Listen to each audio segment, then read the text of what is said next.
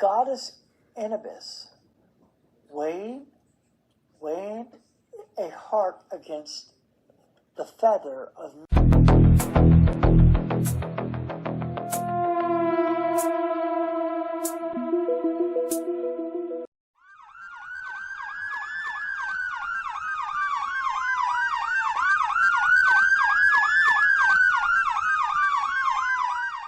Note, this is me trying to get through this. Now, bear with me, I pre-recorded this because I could edit it and it wouldn't sound as bad. I will pronounce names wrong accordingly, but please bear with me. I am gonna get through this. Now, this is has a lot of Latin in it, so I'm gonna try to pronounce as good as I can. This is another edition of Crime and Order. I did say that before in the video, but I wanted to make note of it in the recording. So now let's dive in. This is Lady Justice, Latin for Justitia. As an analogical personification of the moral force in judicial systems. Her attributes are scales, a sword, and sometimes a blindfold. She often appears with as a pair with Prudentia. I had to look that word up. Lady Justice originates from a personification of justice in ancient Rome, art known as Legistia or Justitia, who is equivalent to the Greek goddess Themis. The goddess Justia, the original Lady Justice, was Justitia, the goddess of justice. With Rome mythology, Justitia was introduced by Emperor Augustus and was thus not a very old deity in the Roman pantheon.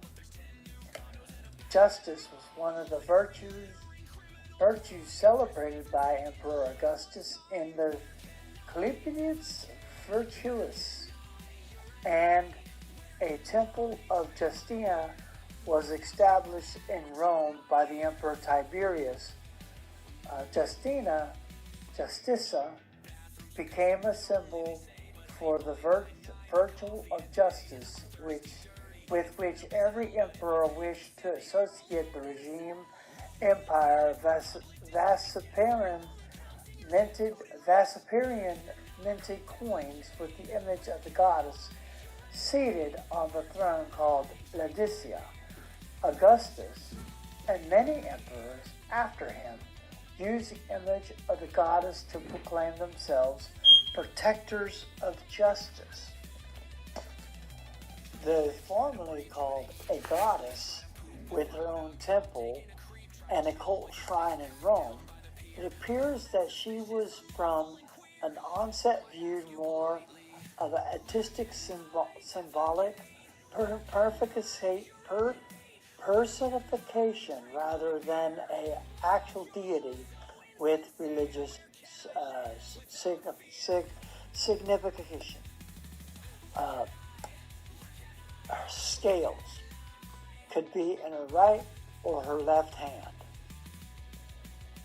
Now, the goddess Anubis weighed a heart against the feather of meat, a mat, M-A-T-T, sorry. The symbol of the balances scales to represent the concept of justice dates back to the ancient Egypt. According to spells 25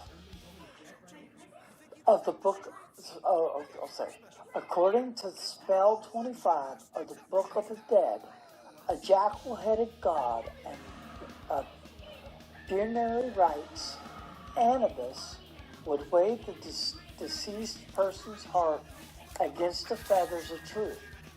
Of the goddess Map,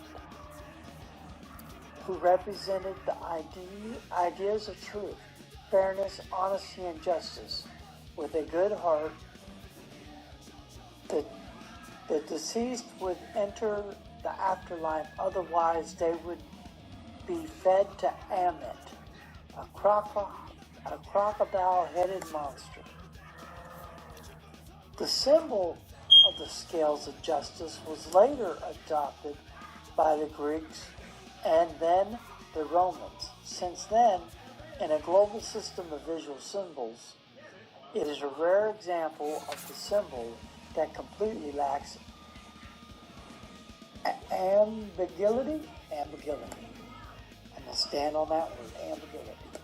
Lady Justice is often depicted with a set of scales, typically suspended from one hand, upon which she balanced the relative substance and value, i.e. the weight, of the available evidence, and arguments on both sides of the bilateral dispute. The scales can therefore tip in favor of either side, and justice in terms of the metaphor can be enacted upon seeing the results. The Greek goddess Dike is depicted holding a set of scales.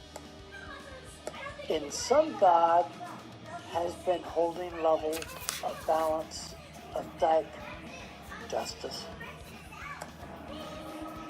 The blindfold. Since the 16th century, Lady Justice has often been depicted wearing a blindfold. The blindfold was originally a satiric edition intended to show justice is blind into the injustice carried before her. But it has been reinterpreted over time and is now understood as representing impartiality. The idea that justice should be upheld without regard to wealth, power, or other status. The earlier Roman coins depicted Justia with just a sword in one hand, the scales in the other, but with her eyes uncovered. Justia was one of the commonly represented as blind since the middle of the 16th century. The first known representation of blind justice is Han Gingen's 1543 statue in the Bernini Foundation of Justice in Bern. That's the word below. I just typed it so you can understand that word. Y'all see it. I'll highlight it. Forgive me. Instead of using the Janus approach, many sculptors simply leave out the blindfold altogether. For example, atop the Old Binary Courthouse in London, a statue, Lady Justice, stands without a blindfold. The courthouse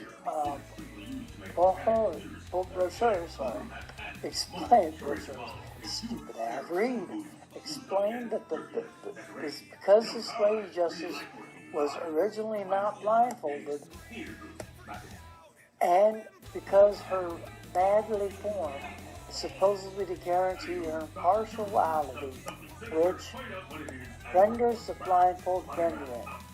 Another variation is to depict the blindfolded Lady Justice as a human scale, weighing competent claims in each hand. An example of this can be seen at the Shelby County Courthouse in Memphis, Tennessee. That's cool. The sword. The sword represents authority in ancient times, and conveys the idea that justice can be swift and final. No blindfold, no sword. Naive Devine at the judge's Library in the Supreme Court of India.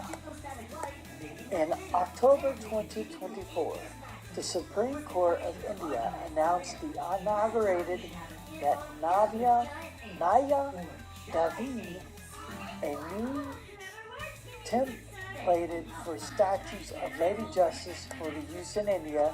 Henceforth, the blindfold will not be used, and the sword is to be replaced by the book representing the Constitution.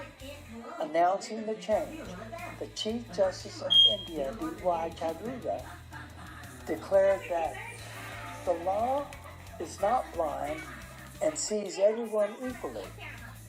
Then removed the sword, also symbolizing India's swift shift to new criminal law focusing on Naya's justice rather than punishment or retributions. The toga is the Greco-Roman garment symbolizing the status of philosophical attitude that embodies justice. Okay, I hope you enjoyed this. I'm sorry for my mispronunciations.